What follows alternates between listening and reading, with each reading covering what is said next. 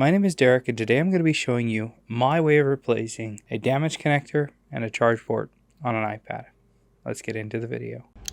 We'll clamp up the board, take off the stickers.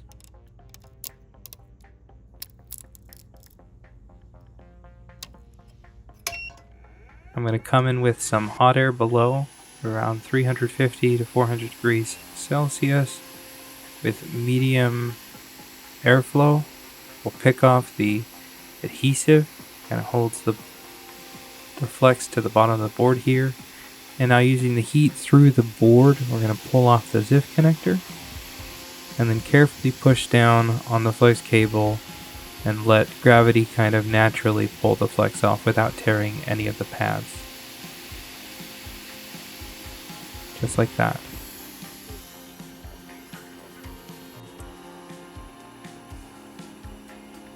Alright, there's the connector and the old charge port damaged. Let's throw that away. You can see here on the back, no pulled pads.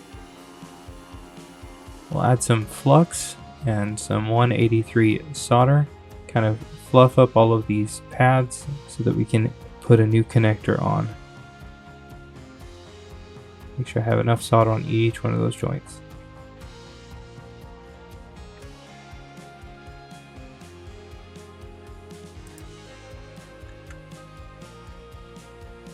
We'll clean off the flux, add some new flux.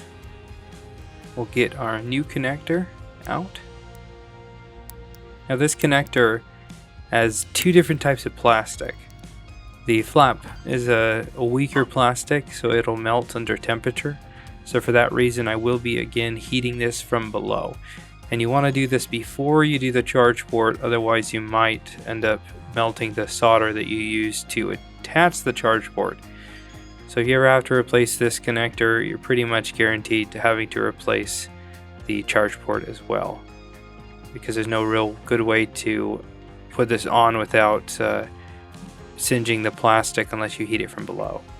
So we'll come in from below now that I've lined it up with my tweezers, and I'm going to let the solder kind of, as it melts, it's going to kind of create surface tension on the pins and the legs. It'll kind of pull it down, but by agitating it, by nudging it with the tweezers, it's going to allow for a much stronger joint between the solder and the pins, allowing it to sink and sit down on the actual surface of the board. You can see as I tap it, it really sucks it down. And that's kind of what I'm going for here. But once I'm satisfied with the alignment, we'll pull the heat away. So right there looks almost good, right there. We'll pull the heat away, let it cool down. Now let's flip it over now that it's cooled down. Let's take a look at that charge port. So we're going to use again some 183 solder paste. You could go up to 217 if you want. It's just a little harder to work with, but it will be a little bit more secure. The 183 tends to do the trick for most solder jobs. So we'll smear that out here on these pads so that we can fluff them up to have a decent amount of solder on each one of the pads. Now this isn't necessary, but it definitely helps improve the amount of time it takes to do it. So once I've gotten all the pads nice and ready, we'll clean off the flux with some isopropyl alcohol and a clean room wipe. I'm also going to be removing any of the leftover adhesive that is on the board. Once clean, we'll take some flux and put it on there, and I'm going to use my finger and kind of smear it around, getting an even coating. And then I want to come in and clean this edge because there's a little bit of adhesive on the new flex cable that we'll want to give a best chance of grabbing if we clean that up. So we'll line up the edges, and there's a really nice little window here that lines up with the gold square. So if we line everything up properly, we will be able to get the solder to flow nicely through each one of those little holes on the pads. So now that I've got that top corner lined up, I'm going to add some flux. And we'll come in with our soldering iron.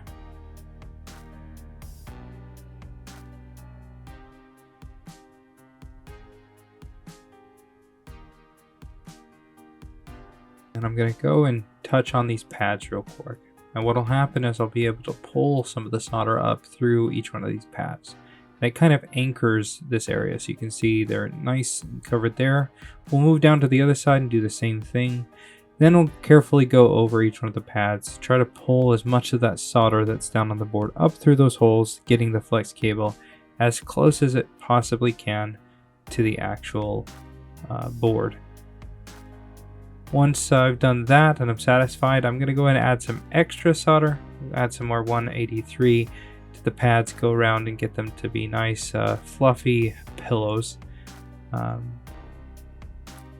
This will ensure that each one of the joints is nice and solid. So add some extra flux to help really clean this up, and you can see there how good each one of these joints looks. And we'll add some isopropyl alcohol with the clean room wipe, clean it up, get rid of all of that extra solder and flux, leaving a nice surface for us to put the sticker back on.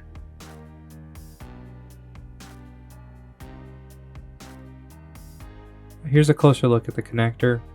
You can see if we zoom down on in here that the solder is kind of gone up the sides of those pins. And each one, it's definitely making solid contact with the bottom of the pins. And here on the back, those legs, there's plenty of solder holding onto the legs as well. And each one of those pins looks really good. Alright, now for the last step, we're going to test it. I've got my TriStar tester here. We'll turn it on. I'll plug it in. It says device connected. We'll hit quick test and it says the port is okay, and then the TriStar passes as well. Here I have cold press glue. I'm going to put it here on the bottom, kind of where Apple had originally done it, to help really secure the flex cable. This step isn't necessary, but it's definitely an added touch. We'll put the stickers back, protecting the solder joints from the frame. And we'll put back the last sticker, and we'll be good to reinstall this back in the frame. So as you can see, replacing the charge port and the connector isn't all too complicated, and having the ability to do this will definitely help you if you run into these issues. Leave comments below if you have any questions. Thanks a ton for watching. We'll see you in the next video.